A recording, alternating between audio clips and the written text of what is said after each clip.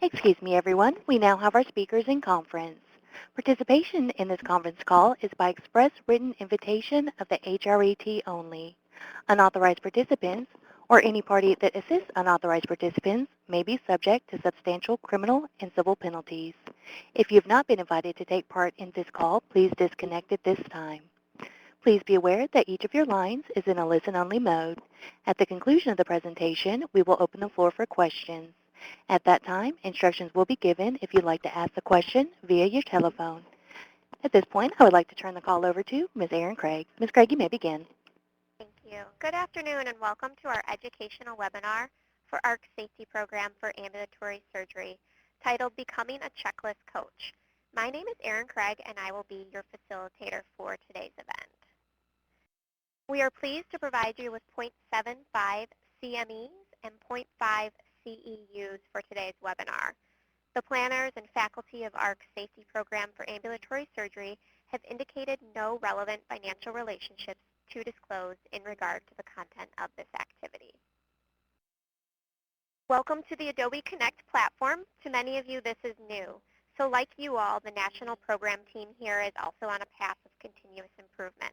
So to better meet the needs of our participating facilities and improve our webinar services, we are transitioning to this new platform. We are confident that the features offered by Adobe Connect will enhance our interactive webinar events and provide you with a more robust experience. I want to point out a couple of features. So we do encourage you, we should note that you can listen through both your computer speakers and your phone line. So we do suggest that if you listen through your phone line, if you are dialed in, and if you are listening through your phone, to mute your computer speakers with this icon, this green icon, you can click on that and mute your speakers at the top of your screen. This will prevent any feedback from both speakers having sound coming through them. So to make the most of your experience, we encourage you to listen to one or the other. The second feature I want to point out is the changing of your status. So that is the individual raising their hand just to the right of the speaker icon. So this is a way that you could raise your hand or tell us, just communicate to us how you might be feeling. So if you have a question, please raise your hand or let us know in any other way, also through the chat box, which is at the right-hand side of the bottom screen. So we do encourage questions throughout, and we also have put a number of items in there. You can see that we have an additional resources box just right above the chat box that has all of the resources we will be referencing this webinar. So this is just an easy way to be taken right to our website or to be able to download those items. And I know a typical question too is, where can you find the slides? And the slides are also right above that additional resources box, and you are able to download those files immediately as well. So with that, I want to go into our first polling question so that we can understand a little bit more about you all today. So first, do you work in an ASC? Second, are you represented by a management company? And 3, tell us a little bit about your professional background. And if there are multiple people on the phone with you, please check all that apply. So the polls are now open. Great. Voting is slowing a little bit. A couple more are coming in. Great. Okay, great. Thank you all for taking the time to vote.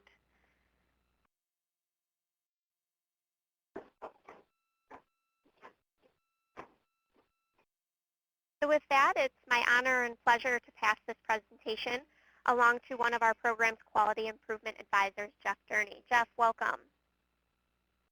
Thank you so much, Erin.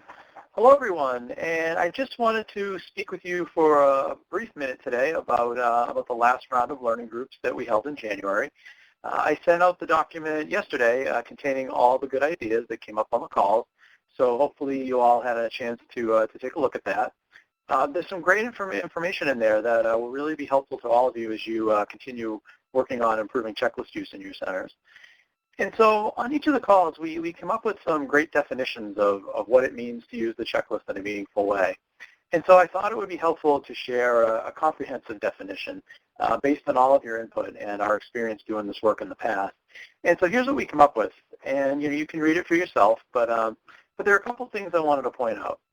First, I'm very happy to say that you hit on all the key points that I've highlighted here in red during our discussions. We've emphasized from the beginning that the checklist is all about teamwork and communication, and we know that the team includes everyone in the room, including the physicians. And everyone is expected to come to a hard stop and take part in what's really a conversation around completing the checklist.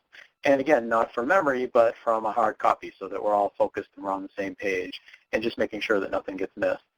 And so the ultimate goal, of course, is to give everyone the green light to speak up whenever safety is threatened. And at the end of the day, that's what it's all about, keeping things safe for our patients.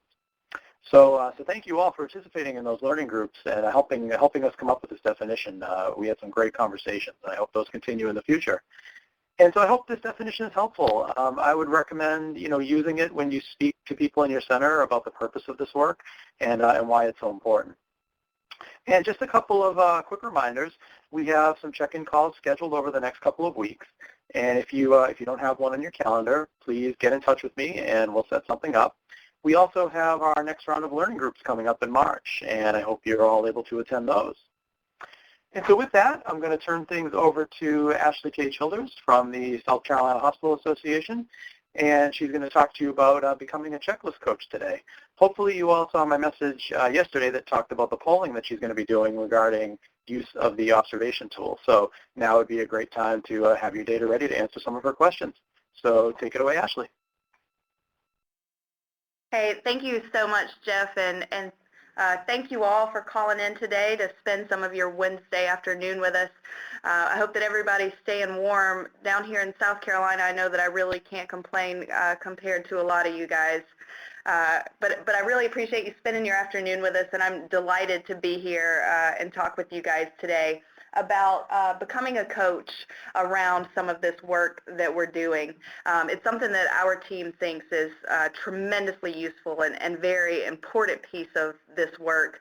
It's our hope today that today's call is going to be helpful not only to you in this project, for you and your teams to work on implementation of the surgical safety checklist in your procedure and operating rooms, but we also hope that the stuff we talk about today will be useful to you in other projects that you might be working on or could be working on in the future. I think you might even find that some of the stuff we talked about today could be useful in your life outside of your professional world, where the principles of coaching can be really useful. I know that I have. Really quickly, let me tell you a little bit about what I do. I'm an industrial engineer. I'm a professor at Clemson University, and more than half of my time is spent with the quality and patient safety team here at the South Carolina Hospital Association. Industrial engineers are sometimes called systems engineers. We're the people that care about process improvement.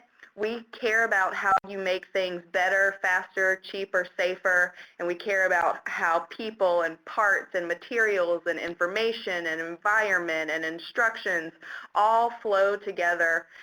We care about how people use their systems, and I specifically have a real interest in that. What people need from their system, what they want from their system, what their barriers are, and how we can help them to integrate those types of things that we talked about before.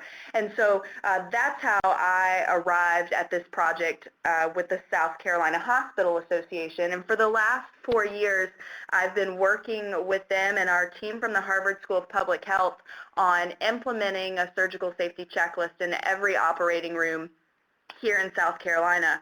As part of my work on that project, I've been traveling all over to visit operating rooms here in South Carolina to learn about how people use their checklists.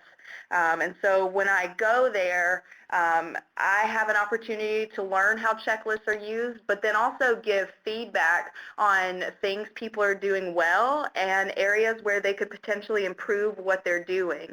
And since I'm an outsider, I've learned a lot about how to give feedback, and then how folks that get my feedback can turn around and give that feedback to their teams. So I typically reserve my coaching for implementation team leaders such as yourselves. So I'm not directly coaching operating room teams often, but that's what I'm going to talk to you guys about, and the principles are still the same. And so it's our hope today that as we're thinking about and helping folks improve performance, that a key to that is coaching.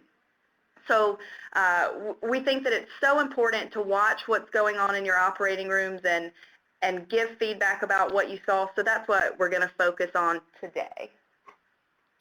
Really quickly, before we get started, I wanted to just remind ourselves about your last call. Bill Berry discussed with you all how to modify your surgical safety checklist and things you should keep in mind when you're doing so. He also talked with you a little bit about how you can display the checklist and then how to test the checklist through tabletop simulation. He asked that you think through a plan for engaging everyone in your center with a one-on-one conversation. We think that that is a critical component of this project. He also asked that you watch the tabletop simulation video, and I believe there's a link over there to the side that you can use at the end of this call to access that if you need to. He then also asked if you were ready to test your checklist via tabletop simulation. So for today, we're going to do a few things. First, I have some polling questions about the types of things that you're seeing in your operating room. And then I want to talk about coaching. I want to talk about what it is and what it isn't. I'll explain a little bit about what we think are the benefits of coaching teams. And then finally, I'm going to describe a way that we give feedback that we call the three-part question.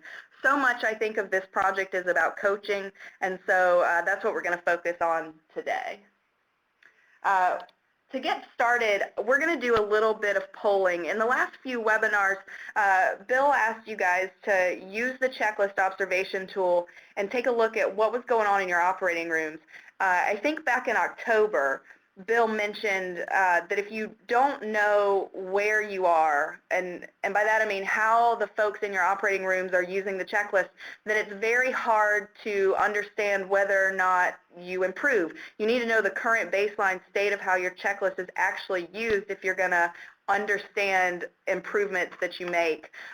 So in order to help with that, we developed an observation tool and training tool for that. And in November, Bill asked that each of you observe some cases in your operating room and bring your results here so that we could reflect on what you saw together. So we're going to try something new today where I'm going to turn a lot of this over to you guys. I've got a good number of questions that I would like to ask you based upon the results that you saw if you were able to use that observation tool.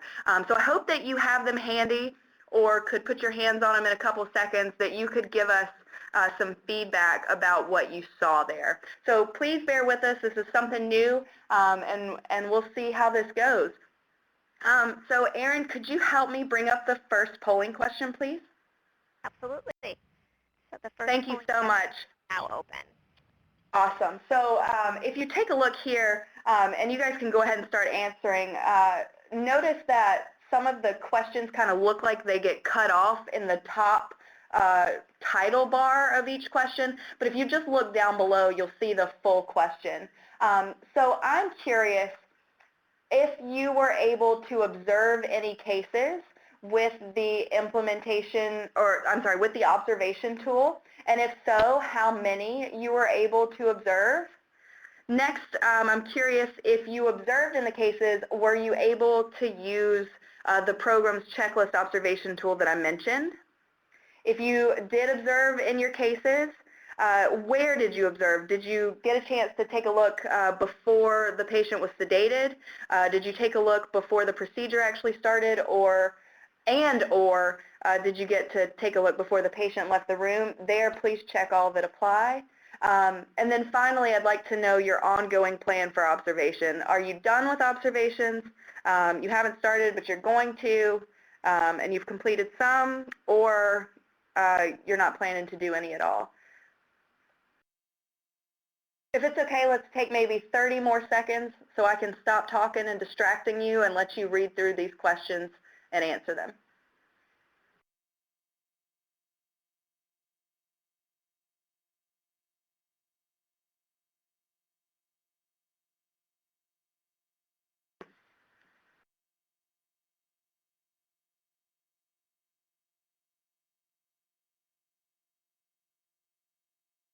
Ashley, it looks like the voting has stopped. Perfect. Thank you so much. It looks like there are enough of you that have gotten a chance to do some observations that I think I'm going to continue on with some more questions. And I think for those of you that haven't gotten to observe yet in any cases, you'll still be able to get a feel of where other folks are so that when you do observe in the cases, you'll know where you guys fit in. Do you mind moving me on to the next polling question, Erin? Sure. And that is now Excellent. also. My next question is about how our observation tool lined up with the checklist that you all are currently using. So the checklist that we create, or the observation tool for the checklist that we created down the left-hand side has specific items that you're looking for folks to discuss during those checklist conversations. So I'm curious how well that tool matches to the checklist that you all are currently using in your operating rooms for all three portions of the checklist. So in the top left corner, you see the pre-op portion of the checklist before the patient is sedated. In the top right corner, that's what we often call our timeout. That is the pre-skin incision portion of the checklist discussion before the procedure starts. And then in the bottom, that's the debriefing discussion. So let's maybe take a couple more seconds, and please let me know how well our checklist observation tool matches the content that's included on your checklist.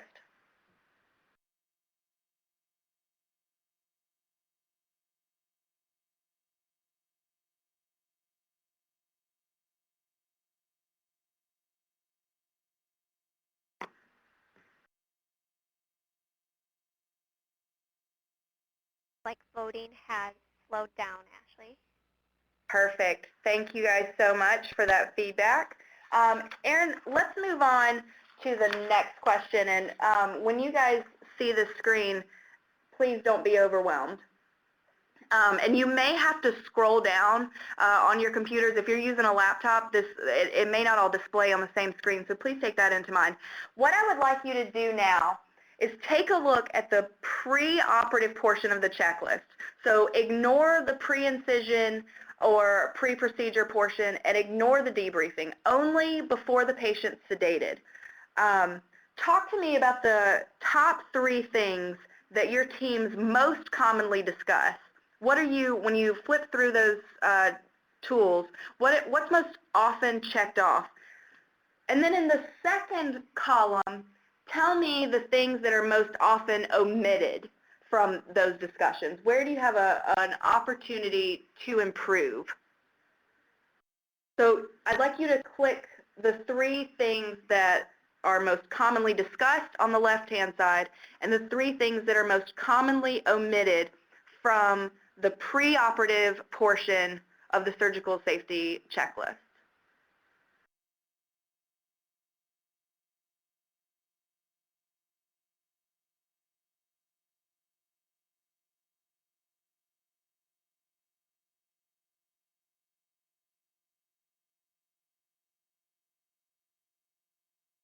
Let's take just a couple more seconds.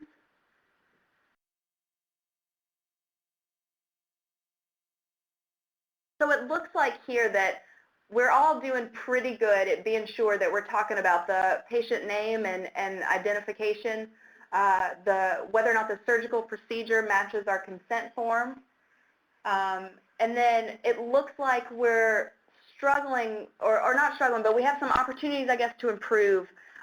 Discussion of some of the things over there. On the right-hand side, it looks like patient weight isn't commonly discussed at this phase.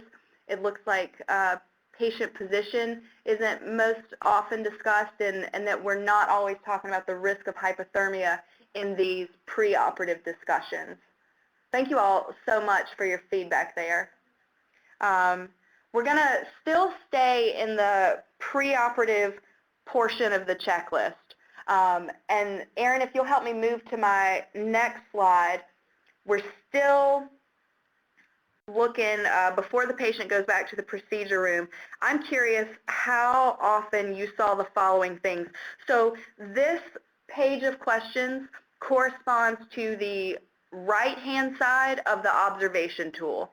So if you have a stack of pre-op observations, if you'll take a look down the right-hand column and let us know how often you see these things being done.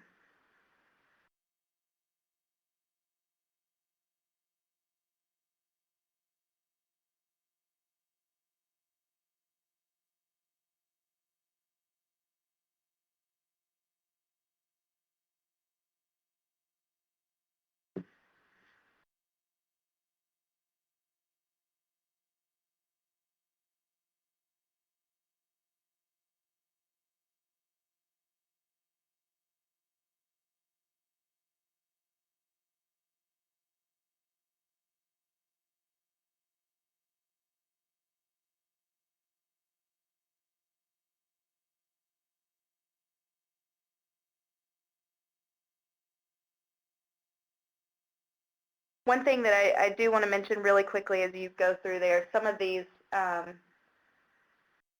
no, I think we're okay. It actually looks like everybody's doing an okay job with answering these. Let's maybe take 30 more seconds.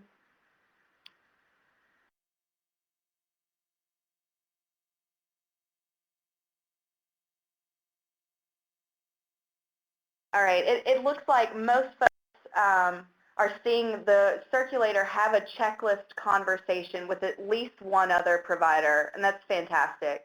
And in more than half of the cases, a lot of you saw patients and or family members actively engaged in the discussions. It looks like there are some folks that are relying on memory to talk through their checklist items. And it looks like there may still be some opportunities to have all team members participate in this portion of the checklist. And one thing that I think is interesting, but I think this is good, is that we still see opportunities where the checklist could be better.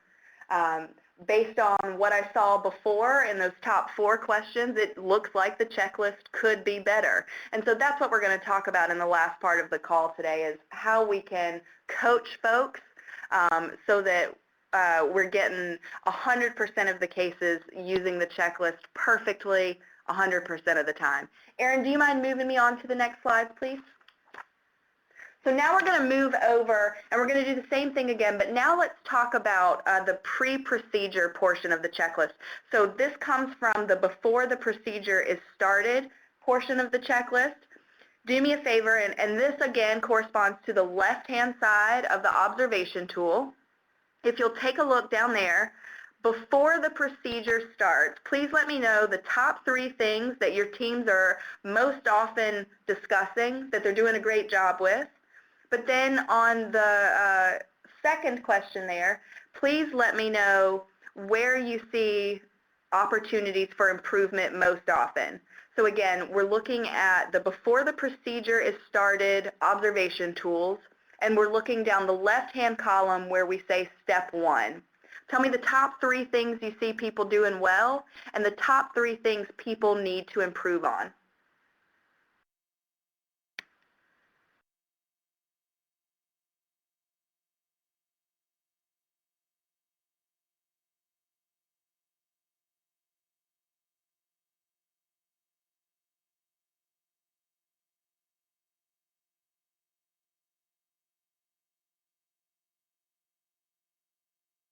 Let's take about 30 more seconds.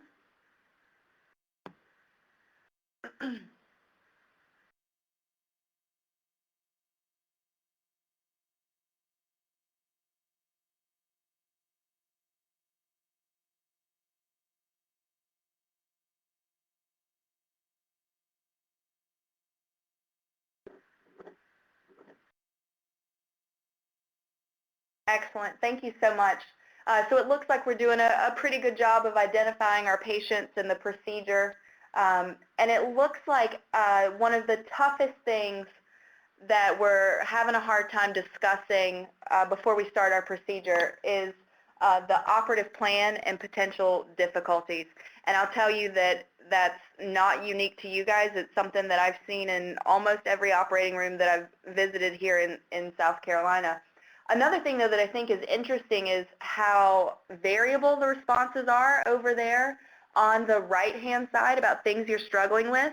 But that tells me, though, that a lot of you are doing some of these things really well, and so I think that may be an opportunity for us at the end of the call or potentially on learning groups for us to talk about how are you able to make sure that you're talking about airways? How are you remembering to talk about anesthesia concerns and whether or not medications were labeled? So it seems like there's a lot of variability in how people are performing here, and I think that could lead to a really good conversation.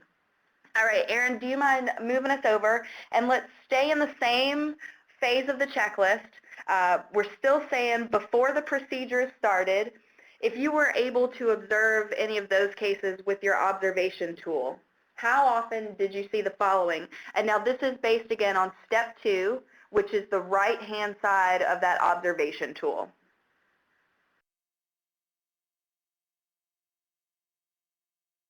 So right before the procedure starts, how often did you see the following in your operating rooms?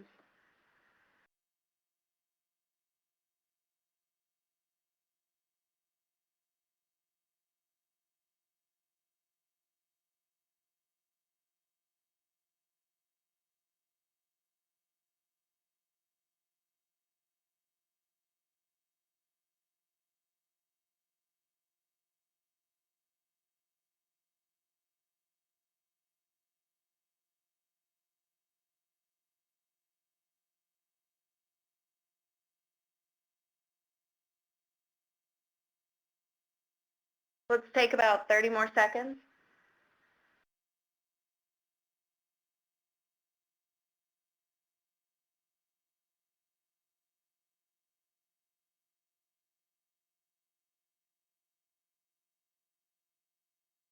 Again, we're still at a spot where we feel like the checklist could have been done better. And so I really appreciate you all being honest about what you saw. And this helps us get some insights on the types of things we may want to coach about. But really great response that before we're even starting these discussions, it seems like very often you all are observing someone ensuring that everybody in the room is ready for that conversation. I think that's wonderful. And then there's just some things that we're going to work to improve, and we'll talk about that in just a bit. Let's move over to the last phase of our checklist. Erin, if you don't mind moving me over. If you were able to observe your team's debriefing, so now we're at the debriefing phase, again, back to the left-hand side of the observation tool. How often did you see your teams discuss these things? And how often did you see these things omitted? So tell me the top 3 things your teams do well and the top 3 things your teams did not discuss that you'd like to see them improve.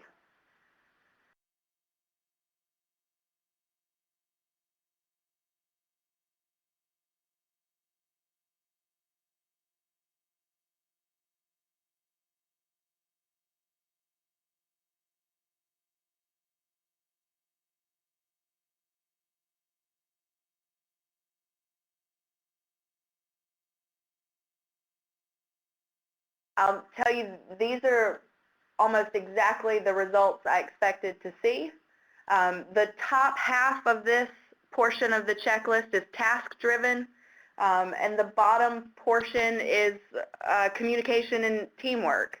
And so those are the things that are more difficult for folks to remember to discuss every time. Thank you so much for taking the time to do those. I have one more polling question, and I'm just curious about your expectations and whether or not anything surprised you. So Erin, if you don't mind moving me to the next poll, and again, this is kind of a long list, so you may have to scroll down. I'm just curious if anything surprised you. If it did not, you don't need to check it, and you can check all that apply here, but based on what you expected to see, were your team members more or less engaged? Did your surgeon participate more or less than you thought? Did your anesthesia provider participate more or less than you thought? And your nurse and your scrub technician? And then I'm curious if the checklist took longer than you expected or took less time than you expected. Were you surprised that folks are briefing before the patient sedated, or that they're not briefing? And then were you surprised about what you saw in the debriefing? So again, I'm going to stop talking, which is potentially distracting, and let you guys take about a minute and go through this list and tell me something that surprised you if it did.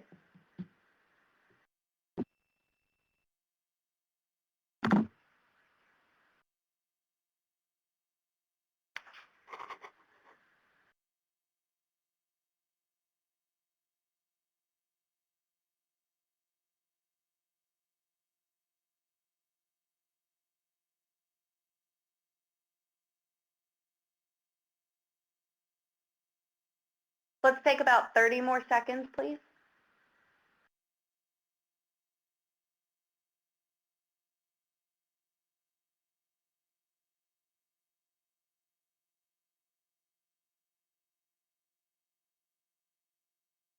Overall, it seems like these results are pretty positive. It looks like teams were more engaged than you expected, and that the surgeons and the anesthesia providers and the nurses and the techs were participating more than you thought in most cases. And so I'm delighted to see that. It looks like that you're still struggling with the debriefing portion of the checklist, which for a lot of folks is the hardest piece to get implemented. So thank you all so much for taking the time to go through these polling questions and try this out with me. I really, really appreciate the feedback, and that helps me to know where you all are, and I hope helps you to get some insights on where other folks are as well.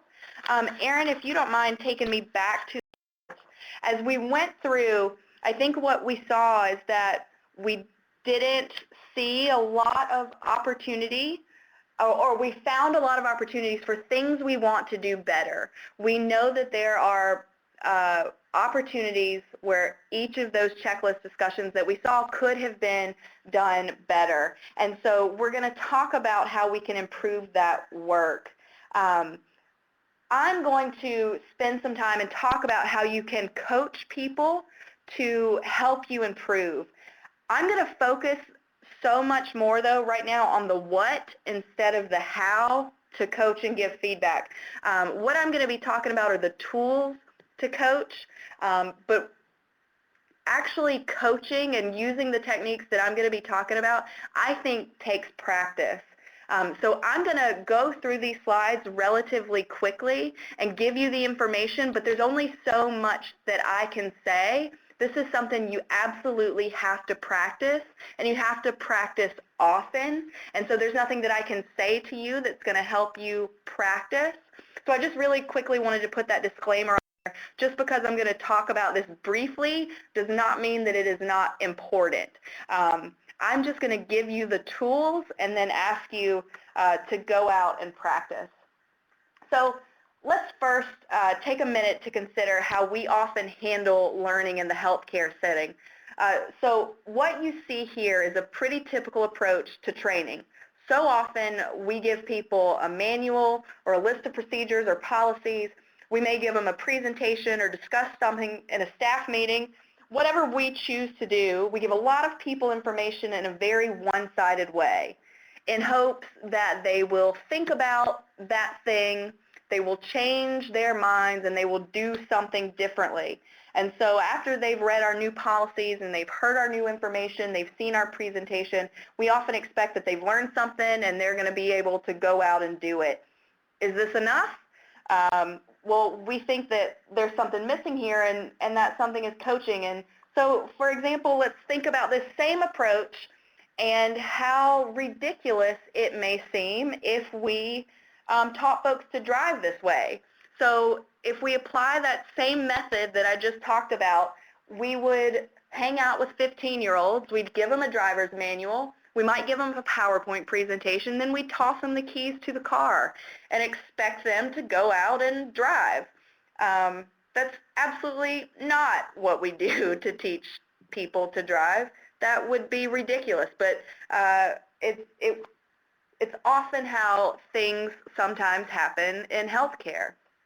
So obviously that's not how we teach people to drive because it's much more complex than that. So instead, let's think about this safer, more effective way. When I was learning to drive, I got a driver's manual. I went to driver's ed. I sat through hours of presentations.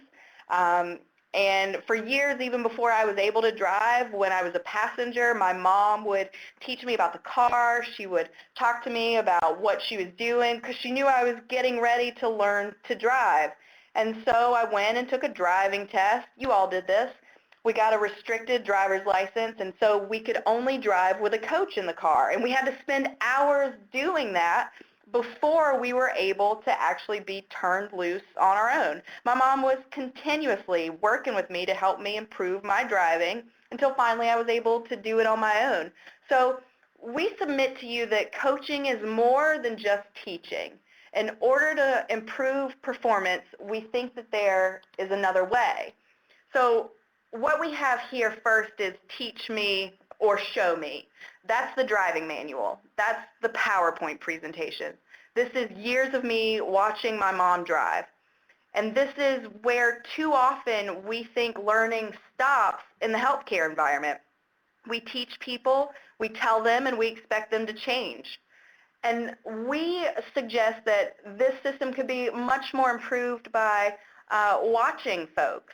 If we teach and show and then watch. And so that's in the driving analogy where my mom was in the car with me. But then finally, we think it's important to close the loop and give feedback. So it's not just watching, but giving me feedback on what you saw. And that's the time that my mom sat in the car with me, pushing on the imaginary brake pedal to coach me into being a better driver. So we don't want to stop at teach me, show me.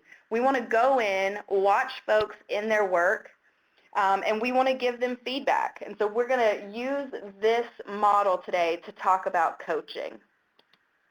First, let's talk a little bit about what coaching is. We think that coaching is all about listening and watching. It's certainly not about yelling and screaming. It's about paying attention to what's going on. And it's about asking questions. I'm going to spend a little bit of time helping and giving you a framework for how to ask guided questions, but we think that asking questions is a way for teams to reflect on their own behaviors and actions and understand how they can improve their own performance. That's our main goal. The folks that we're talking about coaching today are adults who work in the healthcare field. They are smart, educated people who want to do right for their patients, and we think it is so much better to help them arrive at their own conclusions than just having someone go in and tell them what they need to do better.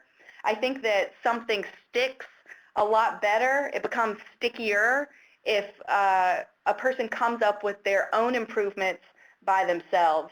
And so we think that coaching is about helping people to get there. So let me go to the flip side really quickly and tell you what coaching is not. Coaching is not telling people exactly what to do because just as I mentioned, it takes away their own learning. It's not about criticizing. I'll tell you that I'm also an engineering professor at Clemson University, and I teach freshman level engineering students.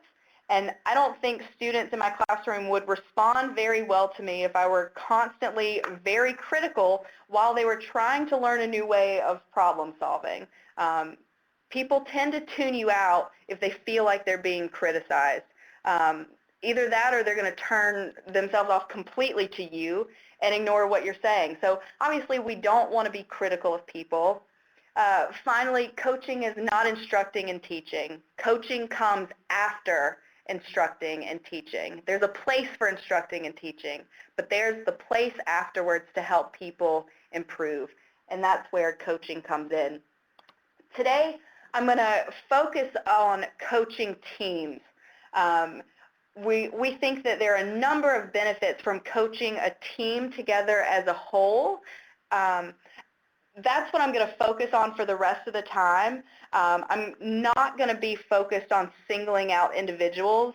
I think that the principles that we're going to talk about in a minute would certainly apply to individual coaching, but right now we're talking about getting teams to work together and work together to improve their performance.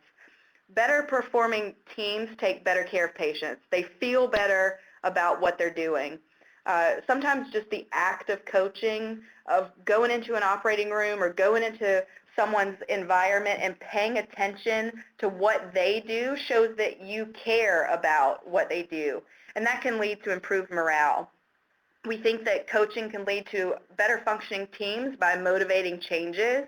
If you can call something to a team's attention and then let them figure out that there's an opportunity for improvement and then they work together to arrive at a solution, they'll own that solution and they'll want to change, not just because you pointed it out to them. You can also use coaching to help you identify safe practices or really good ideas that teams may have that you might want to extend to other teams and to other areas of your facility. Or maybe even good ideas to focus future quality improvement efforts on.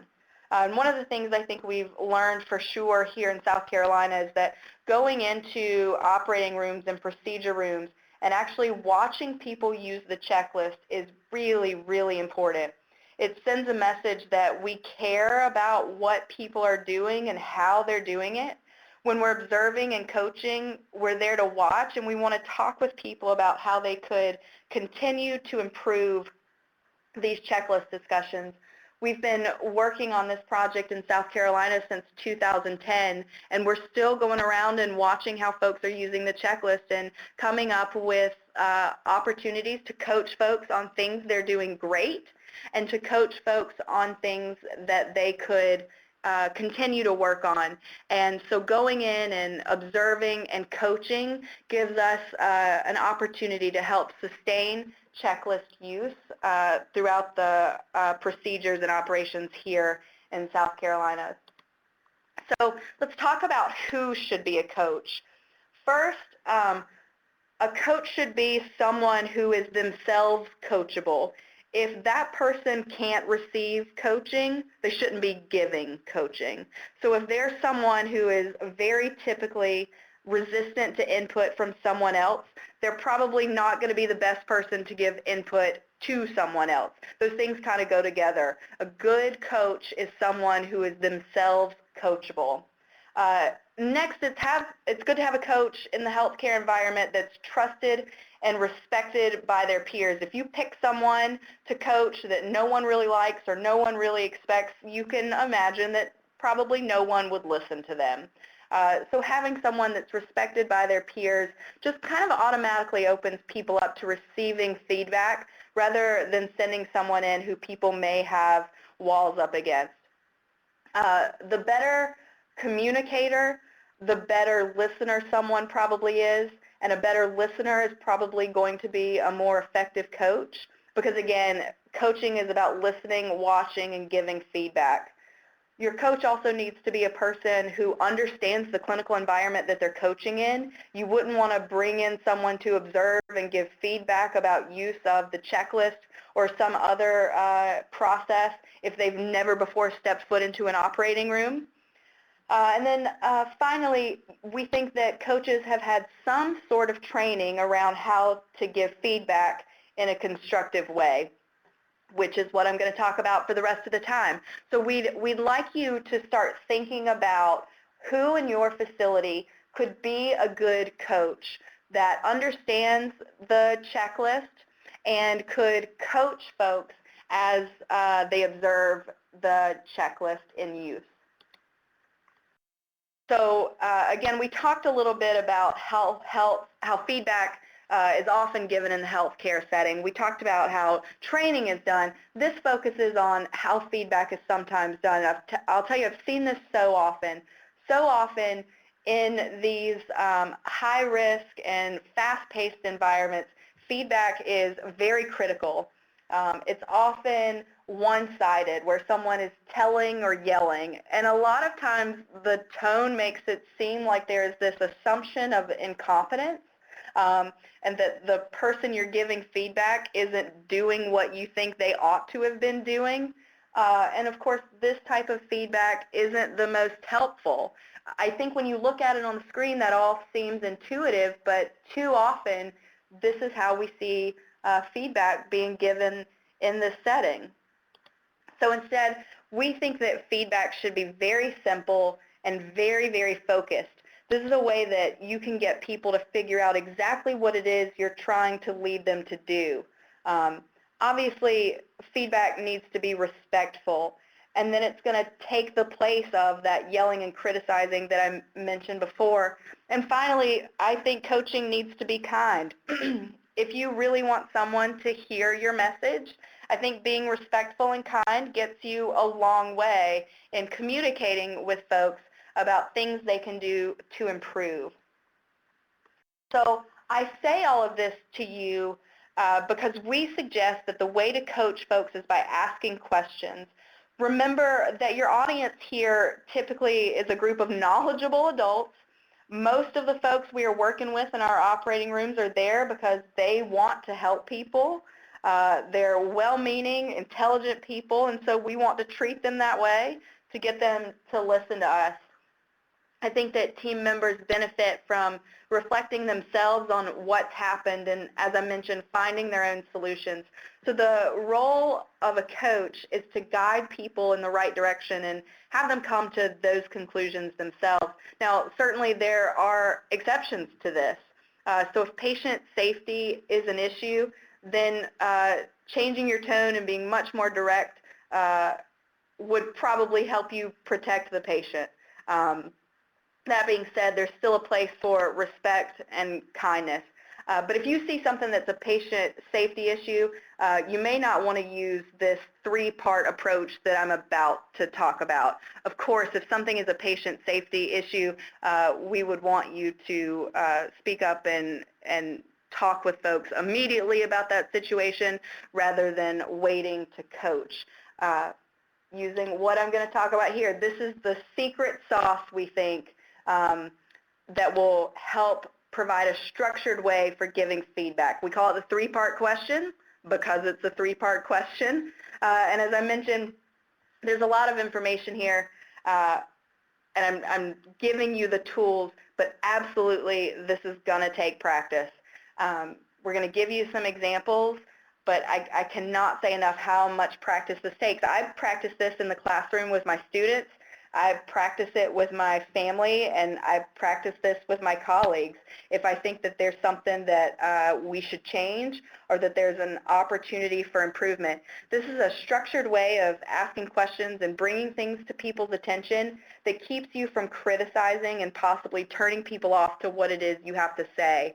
So we've got three parts here, and you can see them laid out. I'll go through each part in a bit more detail, but notice that it starts with an observation.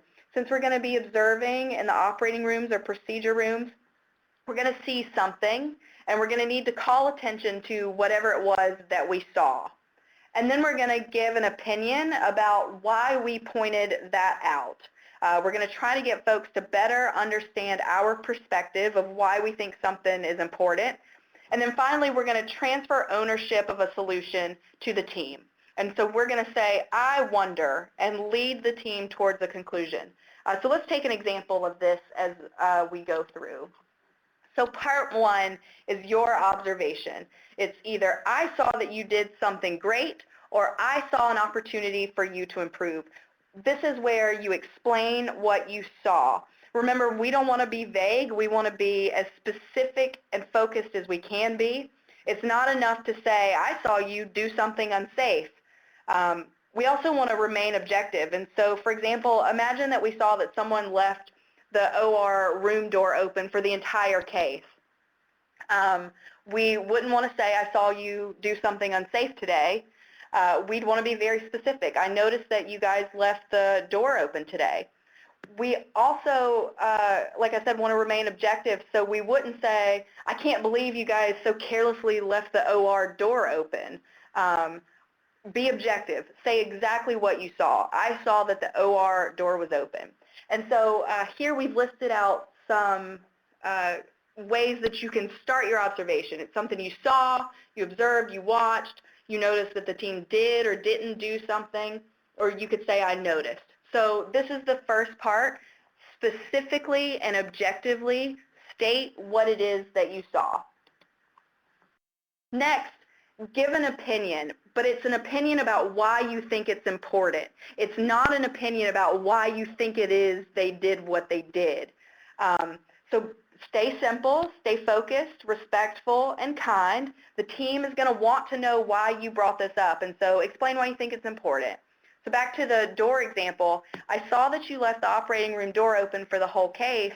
I think it's really important that we keep those doors closed for sterility. That's all we need there. And so here I have examples again of something that you could use for this three-part question. And the second piece where you're giving your observation, you might want to start it with I think, I believe, it's really important to, I'm pleased because, or I'm concerned because. Finally, you're going to ask a question. So this is where you're going to let the team reflect on the first two parts. It shows your curiosity and it shows your interest. And depending upon how you ask the question, it's going to help you get the team to work with you on making the improvements you think they need to make. So it's something like, I wonder why that happened, or why was the OR door left open? Because here, the team may actually have a really good reason for why something happened. We don't want to jump to conclusions. Again, like I said, we don't want to put our own ideas there. So just ask a very simple question. They may have just forgotten to close the door, and so in reflecting on this, they're going to say something like, oh, we should have paid attention. I didn't think the door was open. Or maybe you're going to realize that there was a good reason that door was open. And so asking questions in a way that is straightforward will help you get to the point without being rude, without being critical, without telling, and without instructing. So on this next slide, I put these together for a new example. Based on what you guys told me, this is something that happens a lot. The teams aren't debriefing in some of your facilities. And so this may be the perfect thing to ask a team. I noticed that the team didn't debrief at the end of the case. We believe that debriefing is very important. Can you help me understand why you guys didn't debrief? If you ask the question this way, the team knows that you saw them skip the debrief, they know that you think it's important, and now they know that you're concerned that it didn't happen. But notice there's no assumptions here. I wasn't rude. It could be that the team forgot. It could be that there was some really important piece of patient care that I, as the observer, didn't know about. Maybe they debriefed right outside in the hallway as a team and I didn't see it. So there's lots of different reasons that they may not have debriefed, but I did not project those onto the team. And so this gives us something to discuss. The point is we don't make any discussions. We leave it open-ended. The team works together to respond and come to conclusions on their own. I have a couple more examples here just so you can see a little bit more of how this all works together. So each of these three bullet points has three sentences that represent the three pieces of the three-part question. So one of the things that we saw is that some of the checklist items aren't getting discussed for all of the cases. So we might then, to that team, say, I noticed that your team didn't use the checklist on the wall to prompt your discussions. I believe it's important to read off the checklist so that all of the items are discussed. I'm curious why you guys didn't use the poster. Next, we also saw in your responses earlier that in some cases we're not introducing ourselves. And so I might say, I noticed that your team skipped the introductions. I think that introductions are an important part of the checklist because it gives everyone a chance to say something before the start of the case. Can you tell me why you skipped them? And then finally, maybe there's something else that I saw where antibiotics weren't infused before the start of the case. So I could ask, I saw that your team didn't confirm that antibiotics were completely infused. I believe that it's important that the team confirms that before the patient, or so that the patient doesn't get an infection. Can you help me understand why this happened? So I hope that taking a look at this, you're able to see what I mean about the three-part question.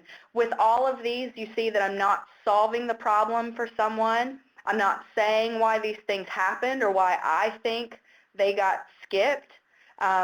So this technique of making an observation, sharing an opinion, and then asking a question, for me has been very helpful. It doesn't place a blame on an individual necessarily. It doesn't, it's not accusing, it's not critical. This is a good way to give focused, respectful, and objective feedback.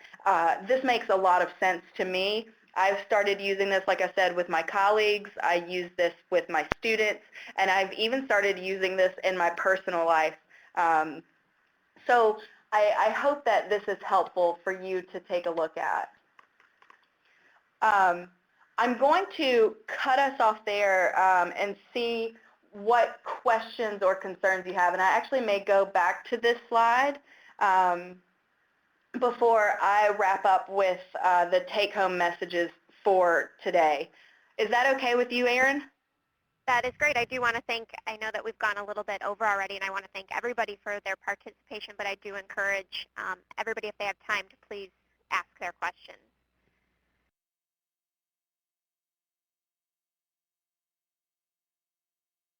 And you can, if you have any questions about the three-part question for Ashley, you can do so in the chat box, or we can also have the operator unmute your line if you use the raise your hand icon that we discussed earlier.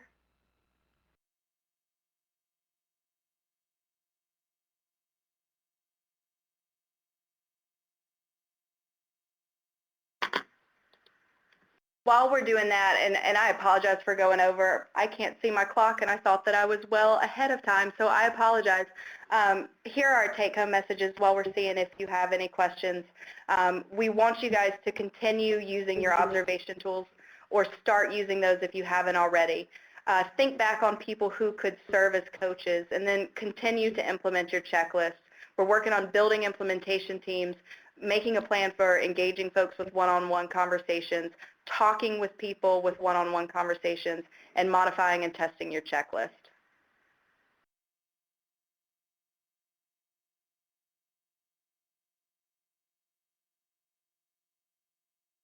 Not see any questions at this time, so I'm going to move ahead and just remind everybody of the resources, if you don't mind, while everybody might think of their questions.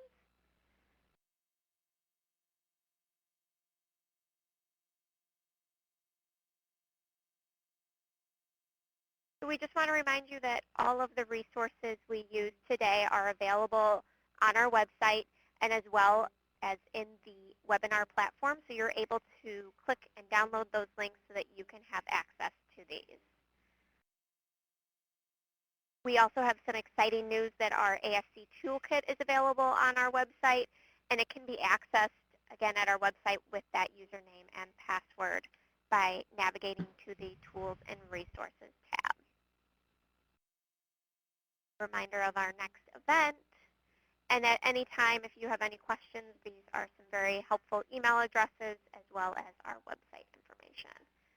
Of course, we are offering CEUs and CMEs for today's event, so we do want to show you this link and also know that you will receive it via email. And after you click out of this webinar, we will also push you out to the website as well. I do want to quickly note that since we've seen you, there is an update to the page. So you will be required to make a profile, but the benefit of this is that you will have a profile that will have an archive record of all of the courses you have taken, and will also have availability to print all of those certificates should you need them. This is a very long list of instructions, but it is much more user-friendly than it looks. So again, I do want to open it up for question and answers at this time. I thank both Ashley for her wonderful presentation, as well as all of you all for your participation today. And I do encourage you to take advantage of Ashley's expertise, and we'll open the floor for questions now. Thank you, Erin. At this time, we would like to open the floor for questions. If you'd like to ask a question, please press the star key followed by the 1 key on your touch-tone phone now.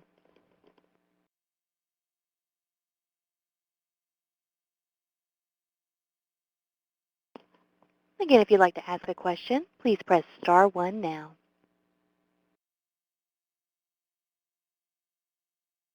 I see Anne has a question about the instructions for the CEUs, and that will be included in the email communication we send out to you. Yep. Great. I appreciate that everybody was excited about this presentation as we all were. This is great to hear that you guys all enjoyed it very much.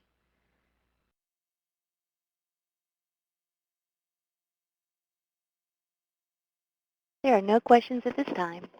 Okay. Well, great. And if at any questions, we have been working with Ashley for a number of years now. She is a great resource. So if at any time you would like to get a hold of her after this presentation and ask her questions, we would love to connect you with her or direct your email to her. So we thank you again for your participation, and we will all see you next time.